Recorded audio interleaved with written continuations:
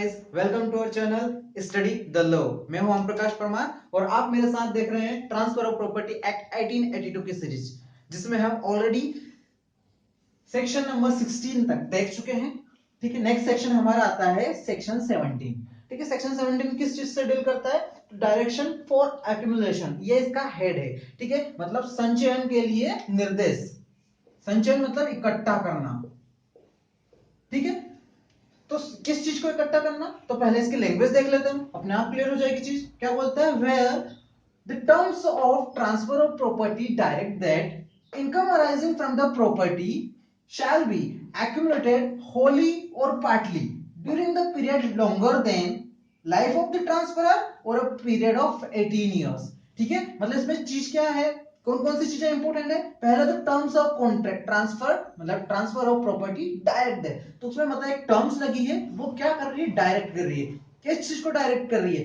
कि जो भी इनकम अराइज होगी उस प्रॉपर्टी से, जो भी इनकम अराइज होगी उस प्रॉपर्टी से, जिस प्रॉपर्टी को ट्रांसफर किया जा रहा है, शैल बी एक्यूमुलेटेड, उसको क्या किया जाएगा? इकट्ठा किया जाएगा, उसका संचयन किया जाएगा। ठीक है, या तो पूरी की पूरी जितनी भी इनकम अराइज हो रही पूरी का, या फिर पार्टली उसका कोई पर्टिकुलर भाग या पोर्शन। ठीक है, उसको क्या किया जाएगा? एक्यूमुलेट किया जाएगा।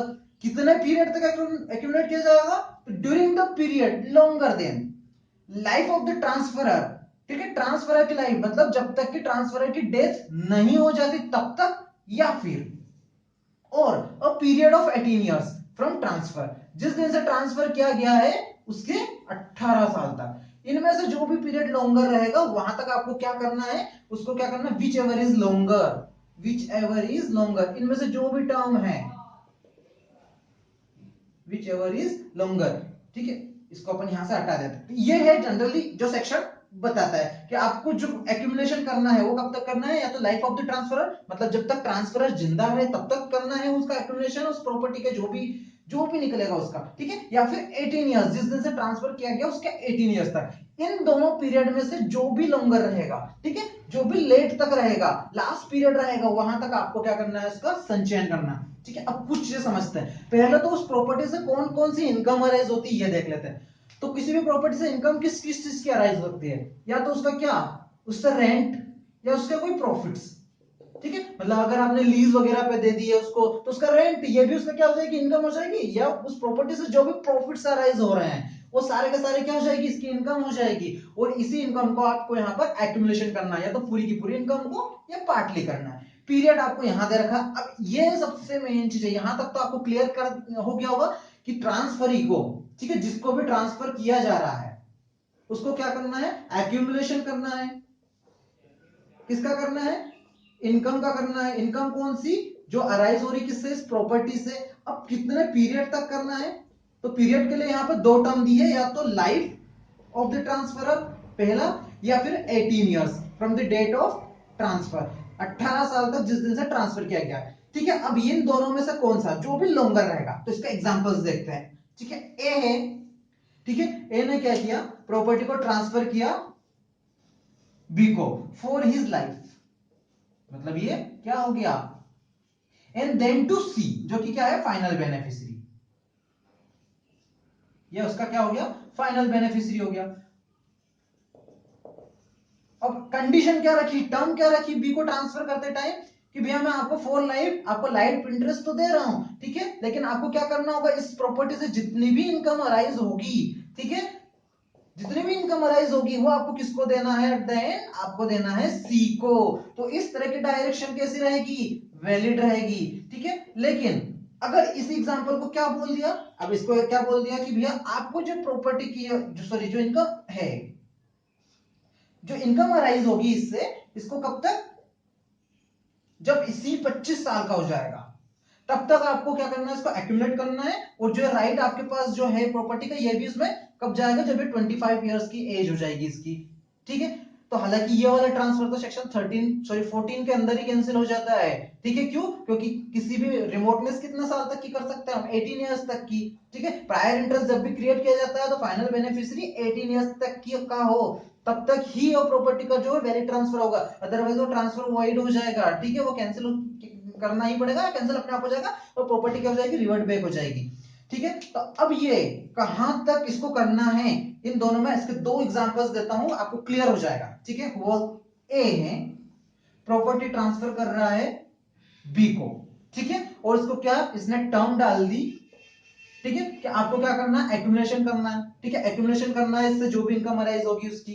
ठीक है, अब इसमें टर्म, अब ये बी कब तक लायबल है, ठीक है, अब इसने क्या बोल दिया कि ये जो आप एक्यूमुलेशन करोगे ये कब तक करोगे, ये ट्रांसफर इन्होंने किया है अपन मानते हैं अभी 2020 में, और इन्होंने क्या बोला कि आपको 2050 तक ये एक्यूमुलेशन करना है। ठीक है, ए ने बी को ट्रांसफर किया, टर्म क्या डाली कि आपको एक्यूमुलेशन करना हो 2050 तक करना हो, 2020 में ये ट्रांसफर कर रहे हैं, मतलब 30 साल का पीरियड हो गया। अब जो बी है, ये भाई साहब इनकी डेथ हो गई कब, 2025, 5 साल बाद ही इनकी डेथ हो गई। अब बी पे आ गया ये कि ये कब तक इसको एक्यूमुलेट करें, इन्होंने तो एग्रीमेंट में भी कॉन्ट्रैक्ट में डाल दिया था जो ट्रांसफर हुआ था उसमें डीड में कि आपको 2050 तक करना है, तो क्या है 2050 तक इसको एक्यूमुलेट करेगा क्या इसकी इनकम को, नहीं, क्योंकि यहां पर क्या दे रखा है, लाइफ ऑफ ट्रांसफर या period of 18 years which ever is longer, मतलब इसकी डेथ कब हो गई, 2025 में यही डेथ हो गई इसकी, तो 5 साल बाद ही। ठीक है, और दूसरा पीरियड क्या है 18 इयर्स, इन दोनों में से कौन सा बड़ा है 18 इयर्स, मतलब ये जो प्रॉपर्टी बी को जो इसका एक्यूमुलेशन करना पड़ेगा ये कब तक करना पड़ेगा 18 इयर्स तक, मतलब 2020 से आप 18 इयर्स जोड़ोगे तो 2038 तक इसको एक्यूमुलेशन करना पड़ेगा। इसके बाद इसका इसे एंजॉय करेगा, जैसे इस तरह की कोई कंडीशन, इस तरह की कोई टर्म, इस तरह की कोई डायरेक्शन है ही नहीं, मतलब इसका फुल एंजॉयमेंट करने लग जाएगा। इस तरह की सारी जो इस पे रेस्ट्रिक्शंस लगाई हैं वो सारी की सारी रेस्ट्रिक्शंस अपने आप हो जाएगी, लेकिन ये कब होगा 18 इयर्स के बाद। ठीक है, अब होता क्या है, इस एग्जांपल को हम चेंज करते हैं। ठीक है, एग्जांपल आपका, ठीक है, एग्जांपल को हम करते हैं, ए ने यही वाला है 2020 को ट्रांसफर कर रहा है, ठीक है, बी को टर्म क्या डाले कि भैया आपको 2050 तक एक्यूमुलेशन करना है। ठीक है, अब इसकी जो डेथ होगी ए की, ट्रांसफर की डेथ हो रही है कब 2040 में, 2040 में इसकी डेथ हो जाती है। अब बी कब तक एक्यूमुलेशन करेगा, तो हमने क्या पढ़ा, या तो लाइफ ऑफ ट्रांसफर या फिर 18 इयर्स का पीरियड, लेकिन जो भी इनमें से लॉन्गर हो, जो भी इनमें से लंबा हो। ठीक है, तो और 18 ईयर, तो पहला 2040 में मर रहा, मतलब यहाँ पे ये 20 साल बाद मर रहा है। ठीक है, इसकी डेथ क्या हो रही है 20 इयर्स बाद हो रही है, और दूसरी हमारी कंडीशन क्या बोलती है 18 इयर्स तक की। अब इन दोनों में से जो भी लंबा हो, तो लंबा कौन सा है, मतलब इसकी डेथ बाद में हो रही है, तो डेथ बाद में हो रही है तो आपको जो एक्यूमुलेशन करना पड़ेगा वो 2040 तक करना पड़ेगा। ठीक है, क्योंकि जो भी लंबा रहेगा इन दोनों पीरियड में से, अगर डेथ बाद में होती है तो उस डेथ तक करना है आपको, या अगर 18 इयर्स बाद में हो रहा है कंप्लीट तो आपको वहां तक। ठीक है, सीधा सा फंडा है, अगर आपकी डेथ बाद में हो रही है ट्रांसफर की तो आपको यहां तक एक्यूमुलेशन करना है, और अगर आपका पीरियड ऑफ 18 इयर्स बाद में कंप्लीट हो रहा है, उसकी डेथ पहले ही हो जा रही है।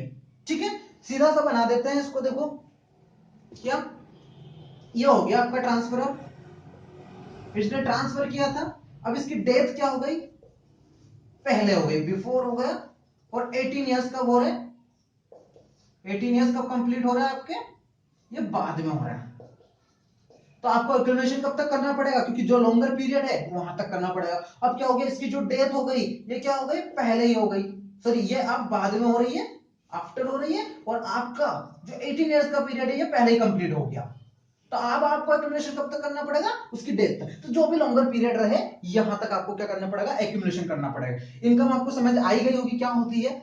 ठीक है, अब एक चीज आपने यहां पर अगर गौर की हो तो, क्योंकि यहां पर ये टर्म क्या कर रही है, ये टर्म उसके एंजॉयमेंट के राइट को क्या कर रही है, रेस्ट्रिक्ट कर रही है। ऐसा एक और सेक्शन है जो हम ऑलरेडी देख चुके हैं, कौन सा सेक्शन है, सेक्शन 11। सेक्शन 11 में हमने क्या देखा था कि अगर किसी को मोड ऑफ एंजॉयमेंट पे आप रेस्ट्रिक्शन लगाते हो तो वो रेस्ट्रिक्शन वॉइड रहेगी, तो यहां पर तो मोड ऑफ रेस्ट्रिक्शन है, क्यों, क्योंकि भैया इसका जो एंजॉय करने का राइट है, जो भी रेंट और प्रॉफिट अराइज हो रहे हैं वो तो उसको सी को देना है। ठीक है, मतलब थर्ड पर्सन को देना है, उसको एक्यूमुलेट करना है, ये तो सिर्फ इसको तो यूज ही नहीं कर सकता। तो ये एक तो रेस्ट्रिक्शन हुई, फिर सेक्शन 11 के अंदर गवर्न क्यों नहीं हो रही है, तो ये जो सेक्शन 17 है ये इसका एक्सेप्शन है, किसका 11 का, ये एक्सेप्शन है सेक्शन 17 11 का। और एक और चीज जो बहुत बड़ा डिफरेंस है, ठीक है, वो क्या है कि सेक्शन 11 सिर्फ वही इन्फोर्स किया जा सकता है वही लागू होता है, वही इफेक्टिव होता है जहां पर ट्रांसफर जो किया गया वो एब्सोल्यूट ट्रांसफर किया गया, सारे के सारे राइट्स आपने दे दिए, वहीं पर सेक्शन 11 अप्लाई होता है। जबकि सेक्शन 17 के लिए आपका ट्रांसफर कैसा सकता है, फॉर लाइफ वाले को भी अगर आपने ट्रांसफर किया हो तो भी ये कंडीशन लगा सकते हो, अगर आपने एब्सोल्यूट इंटरेस्ट दिया है तो भी आप ये कंडीशन लगा सकते हो। मतलब सेक्शन 17 यहां भी अप्लाई होगा और यहां भी, दोनों तरह के ट्रांसफर में अप्लाई होता है। जबकि सेक्शन 11 सिर्फ एब्सोल्यूट इंटरेस्ट की बात करता है, यहां पर आपने रेस्ट्रिक्शन जो लगाई है मोड ऑफ एंजॉयमेंट में, तो उसके वॉइड होने की बात करता है। ठीक है, तो कुल मिलाकर सेक्शन 17 एक्सेप्शन है किसका, सेक्शन 11 का। ठीक है, इसके अलावा कुछ और एक्सेप्शंस हैं, वो एक्सेप्शंस और देख लेते हैं। ठीक है, तो एक्सेप्शंस बचे। एक्सेप्शन क्या है इसके, पहला एक्सेप्शन क्या हो गया, पेमेंट ऑफ डेट, मतलब पेमेंट ऑफ डेट। अगर इसके लिए ये टर्म्स डाली है, टर्म्स कैसे डाली है, एग्जांपल बता देता हूं मैं आपको कि ए ने बी को ट्रांसफर किया, ठीक है, और उससे बोला कि जो भी इनकम अराइज हो रही है इस प्रॉपर्टी से आपको, ठीक है, उसको आपको एक्यूमुलेट करना है, इकट्ठा करना है, और इसका यूज किस लिए करना है कि मैंने जो सी से डेट ले रखा है, इस डेट को आपको पे करना है। ठीक है, अब जितना भी अमाउंट होगा डेट का, ठीक है, अब इसको डेट को पे करने में अगर 25 इयर्स 30 इयर्स भी लग गए या 40 इयर्स तक भी लग गए तो ये वाली लिमिटेशन अप्लाई नहीं होगी। आप ये ग्राउंड नहीं ले सकते कि भैया ट्रांसफर की डेथ हो गई या 18 इयर्स कंप्लीट हो गए, ठीक है, ये वाली लिमिटेशन अप्लाई होगी ही नहीं। आपको कब तक इस डेट एक्यूमुलेट करना पड़ेगा इस इनकम को, जब तक कि आप इस डेट को क्या नहीं कर देते, पूरा का पूरा पे नहीं कर देते, तब तक आपको एक्यूमुलेशन करना पड़ेगा। ये जो लिमिटेशन है आपकी कि ट्रांसफर की डेथ हो जाना या 18 इयर्स कंप्लीट हो जाना, इनमें से जो भी लॉन्गर पीरियड है वहीं तक आप एक्यूमुलेशन करने के लिए लायबल हो, सेक्शन ये बोलता है। लेकिन इसका एक्सेप्शन यही बोलता है कि अगर केस ये वाला है कि आपको पेमेंट मतलब डेट का पेमेंट करना है तो ये जो लिमिटेशन है भैया ये अप्लाई नहीं होगी। ठीक है, तो ये हो गया होगा क्लियर। सेकंड क्या है, सेकंड है रेजिंग पोर्शन फॉर चिल्ड्रन और रिमोटर इशू, चिल्ड्रन और रिमोटर इशू।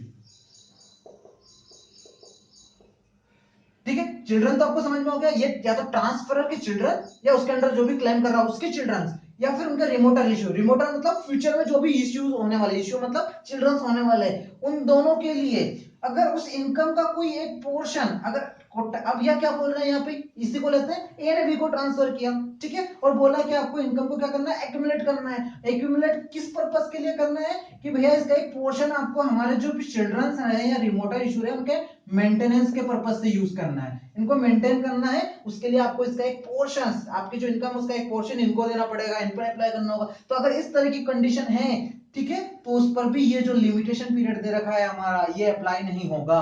ठीक है, तो ये हो गया, पहला क्या हो गया, पेमेंट ऑफ डेट हो गया तो ये अप्लाई नहीं होगा। दूसरा हो गया चिल्ड्रन को मेंटेनेंस के लिए अगर कोई सा पोर्शन यूज करने के टर्म्स हैं, डायरेक्शंस हैं तो यूज नहीं होगा।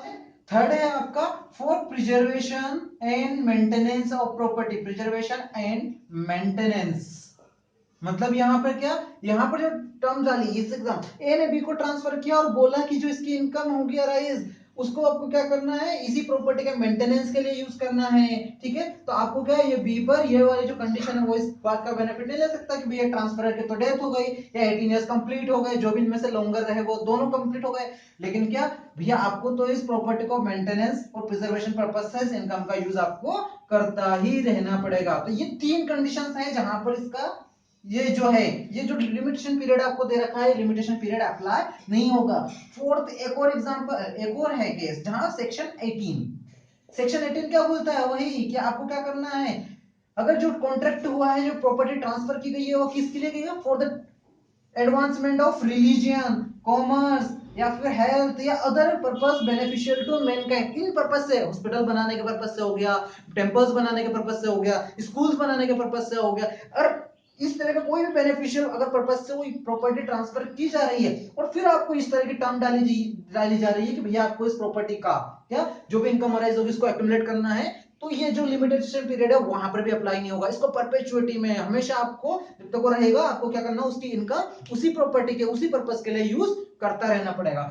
तो सेक्शन 17 डायरेक्टली क्या बोलता है कि आपको टर्म है, ठीक है, आप टर्म लगा दो किसी कि आप इनकम जो भी अराइज होगी प्रॉपर्टी से उसको क्या करना है, आपको एक्यूमुलेट करना है, ठीक है। एक्यूमुलेट होगा, आप होली भी बोल सकते हो, पार्टली भी बोल सकते हो, लेकिन अगर आपने इन दोनों पीरियड से, ठीक है, इनमें से जो भी लॉन्गर होगा उसके बाद की बोली है कि भैया आपको तो 50 साल तक करना है, भले ट्रांसफर भी डेथ हो गई, 18 इयर्स भी कंप्लीट होकर आप बोल रहे हो कि भैया आपको तो 50 इयर्स तक क्या करना है, एक्यूमुलेशन करते रहना है, तो नहीं भैया, ऐसी कंडीशन अप्लाई नहीं होगी। तो वो कंडीशन कहां तक अप्लाई होगी, सिर्फ 18 ईयर या फिर ट्रांसफरर की डेथ, इन दोनों में से जो भी लॉन्गर रहेगा वहां तक। उसके बाद वो जो ट्रांसफर है उस प्रॉपर्टी को कैसे एंजॉय करेगा, जैसे इस तरह की कोई कंडीशन, इस तरह की कोई टर्म या इस तरह की कोई डायरेक्शन है ही नहीं। एक इलस्ट्रेशन और हो जाता दे देता हूं, सब कुछ क्लियर हो जाएगा आपको, ठीक है। जैसे कि क्या, ए ने ट्रांसफर किया था बी को और बोला था कि भैया आपको आज से, जिस डेट से ट्रांसफर कर रहा है, 50 साल तक इसका क्या करना है, इस प्रॉपर्टी से जो भी इनकम अराइज हो रही है उसको आपको एक्यूमुलेट करना है, और वो एक्यूमुलेशन फिर आपको क्या देना है, सी को दे देना है। इसको फुल लाइफ ट्रांसफर किया है क्योंकि इसने, ठीक है, और ये फाइनल बेनिफिशियरी हो गया। अब क्या 50 साल तक आपको इनकम अराइज, मतलब इनकम को एक्यूमुलेट करना है और उसके बाद सी को दे देना है। अब जिस दिन से ट्रांसफर होता है उसके क्या 5 साल बाद जो ट्रांसफरर है ए, इसकी तो डेथ हो जाती है, ठीक है। अब बी पर लायबिलिटी आती है कि भैया ये इसकी इनकम कब तक करे, तो हमारा सेक्शन क्या बोलता है, या तो जो ट्रांसफरर है उसकी लाइफ या फिर 18 years from the date of transfer, इनमें से जो भी लॉन्गर पीरियड हो, आप वहीं तक सिर्फ लायबल हो उसको एक्यूमुलेट करने के लिए, इसके बाद आप पर ये लायबिलिटी नहीं रहती, ठीक है। तो ये क्या करेगा, वहां 5 साल बाद इसकी डेथ हो गई, लेकिन ये क्या करेगा 18 इयर्स जब तक चलेंगे, 18 इयर्स तक तो क्या करेगा, एक्यूमुलेट करेगा। 18 इयर्स जैसे ही कंप्लीट होते हैं इसके बाद इसकी लायबिलिटी खत्म हो जाती है। जो ट्रांसफर है ये इसको पूरी तरीके से एंजॉय करने के लिए है, ये क्या मानेगा, इस तरह से मानेगा जैसे ये जो डायरेक्शन है वो खत्म हो चुकी है, या इस तरह की डायरेक्शन अब बची नहीं है, टर्म है ये सिर्फ इतने ही पीरियड के लिए थी, ये बाकी के जो 22 इयर्स बचते हैं इसको आप एज ए ओनरशिप, ठीक है, अपना पूरे के पूरे राइट्स एंजॉय कर सकेगा, कोई इनकम अराइज करने की लायबिलिटी इसके ऊपर नहीं रहेगी, ठीक है। तो ये था आपका सेक्शन 17 और उसके जो कुछ एक्सेप्शंस हैं इंक्लूडिंग सेक्शन 18, ठीक है। तो आपका सेक्शन 17 और 18 दोनों कंप्लीट होते हैं, ठीक है। अगर आपको वीडियो पसंद आया हो तो प्लीज लाइक कीजिएगा, शेयर कीजिएगा और सब्सक्राइब कीजिएगा। Thank you.